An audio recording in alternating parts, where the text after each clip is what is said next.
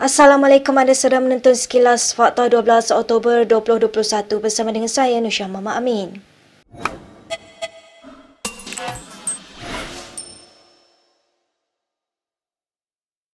Kita mulakan dengan perkembangan di Parlimen.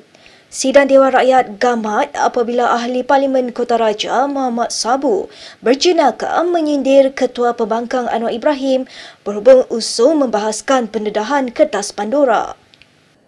2012, Bank Negara ada sebut sedikit saja tentang kita siasat dan tidak semuanya tepat. Tak apa, dia tak satu triliun, 100 bilion umpamanya. Tapi siasatlah. Ni, Pak Disen, janganlah rasa cemburu. Kita nak belajar macam mana nak cari duit. Ya.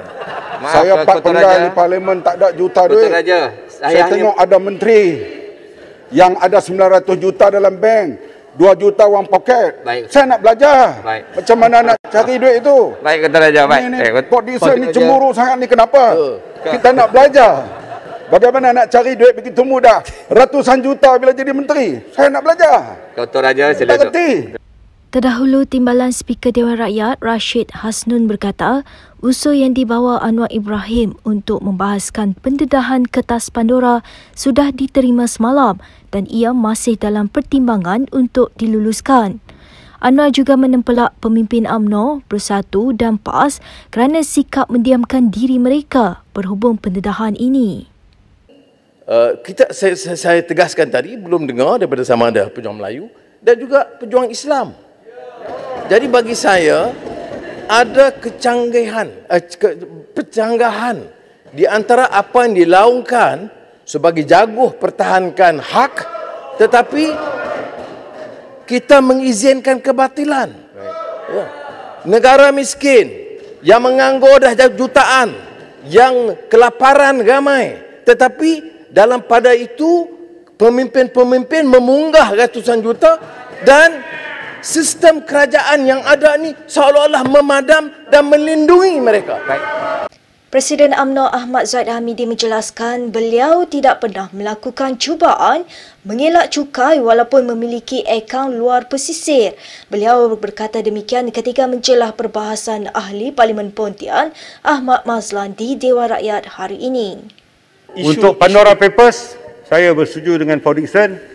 Ketika itu saya belum menjadi ahli parlimen, ketika itu saya belum berada di dalam persada politik di peringkat nasional, dan ketika itu pelaburan dibuat di negeri China, dan sila rujuk pada handset saya dan diharap Pak Dixon dan rakan-rakan yang lain jangan ada buruk sangka terhadap saya kerana saya tidak akan melarikan cukai, malah wang itu dibawa ke tanah air dan cukai dikenakan oleh LSDN jika ada ketika itu. Namun, syarikat itu telah ditutup kerana kita telah memperolehi semula pelaburan yang dibuat di negeri China dan dividen telah diberikan pada pemegang saham, manakala pinjaman juga telah dibayar kepada institusi kewangan yang terbabit. Terima kasih. Berita yang seterusnya. Perdana Menteri Ismail Sabri Yaakob semalam menyerahkan surat pengesahan untuk menaik taraf pejabat Ketua Pembangkang menjadi setaraf dengan pejabat menteri. Menurut Setiausaha Organisasi DAP Anthony Loke, dengan perubahan itu Anwar Ibrahim akan mendapat pelbagai kemudahan seperti seorang menteri. Menurut hantaran Ahli Parlimen Seremban itu lagi, perubahan kedudukan itu dimaklumkan sendiri Ismail Sabri kepada Anwar sebelum mesyuarat kedua Jawatankuasa Pemandu Memorandum Persefahaman MOU Transformasi dan Kestabilan Politik di antara Kerajaan Pusat dengan Pakatan Harapan. Pertemuan tersebut diadakan di Bilik Mesyuarat Parlimen petang semalam. Putrajaya dan PH menandatangani MOU pada 13 September lalu yang menyaksikan kedua-dua pihak mencapai persefahaman dalam beberapa aspek bagi mencapai kestabilan politik dalam negara. Kata Loke, mesyuarat semalam membincangkan perkembangan pelaksanaan agenda-agenda perbaharuan yang dipersetujui bersama baru-baru ini. Ketua Penerangan UMNO Syahrir Sufian Hamdan dilantik menjadi pengarah ekonomi pejabat Perdana Menteri. Perkembangan itu dikongsi Adun Sungai Tiang, Suraya Yaakob menerusi satu hantaran di Facebooknya semalam. Sementara itu, portal berita UMNO Online melaporkan Syahrir merakamkan perhargaan dan terima kasih kepada PM di atas pelantikan tersebut. Katanya, seperti dipetik portal itu, dia akan melaksanakan tugas sebaik mungkin untuk membantu pasukan ekonomi yang sedia ada dan cuba menyumbang ke arah pemulihan ekonomi makro dan rakyat. Syahrir yang juga naib Ketua Pemuda UMNO merupakan graduan jurusan ekonomi di University of Manchester di bawah tajuan Beasiswa Bank Negara Malaysia BNM pada tahun 2008. Kemudian beliau meneruskan pembelajarannya di peringkat sarjana dalam bidang etnik kaum dan kajian pasca kolonial di London School of Economics dan Political Science dengan bantuan beasiswa penuh Chevening daripada Jabatan Luar dan Commonwealth British.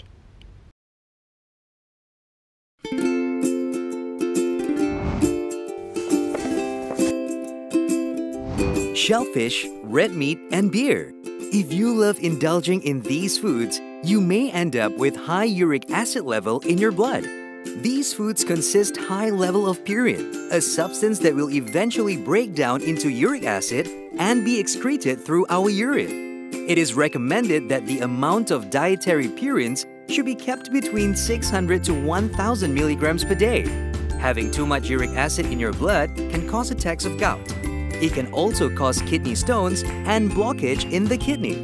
The crystallization of the excessive uric acid in your blood can be eased by reducing purine-rich food to only 100 to 150 milligrams daily, maintaining a healthy lifestyle, and consuming urinary alkalinizer like Ural.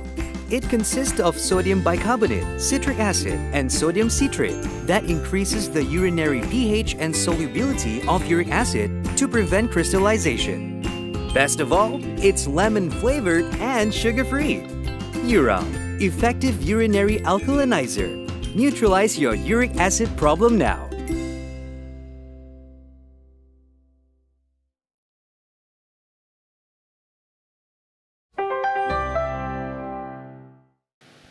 Kita ke berita yang seterusnya. Bekas Ketua Menteri Melaka Idris Harun menafikan dia adalah orang yang didakwa bercakap dengan seseorang dikatakan Perdana Menteri Ismail Sabri Yaakob dan rakamannya tular semalam. Kata Idris kepada Malaysia Kini, nada suara orang yang sedang bercakap itu adalah kurang ajar. Rakaman berkenaan disebarkan daripada individu yang tidak dikenali ke beberapa organisasi berita petang semalam.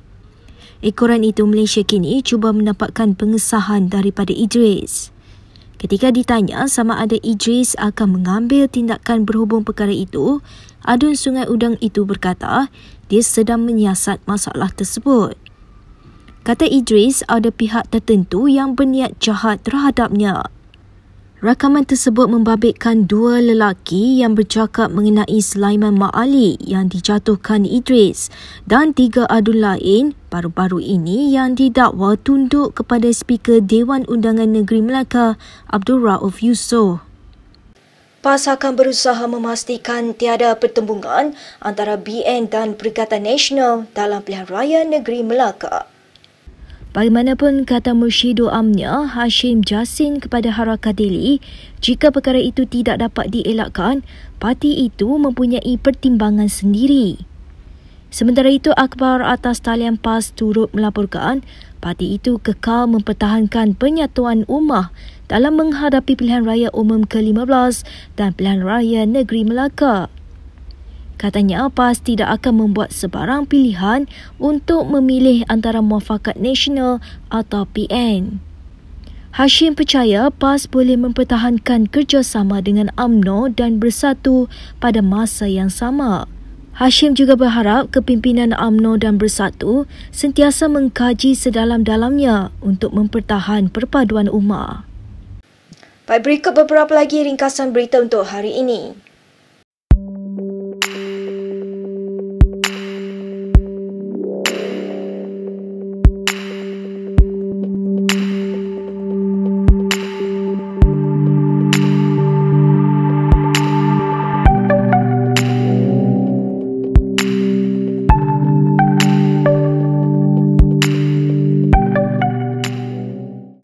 Baik, Baik, sekian sahaja daripada saya Nursyah Mama Amin untuk sekilas fakta. Untuk lebih banyak berita, anda boleh melayari kinitv.com.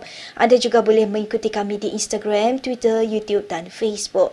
Baik, bagi anda yang berada di Selangor, pastikan anda simpan bekalan air secukupnya kerana bermula esok hingga 16 Oktober berlaku gangguan bekalan air di 998 kawasan di Lembah Kelang. Baik, dengan itu salam hormat dan jumpa lagi.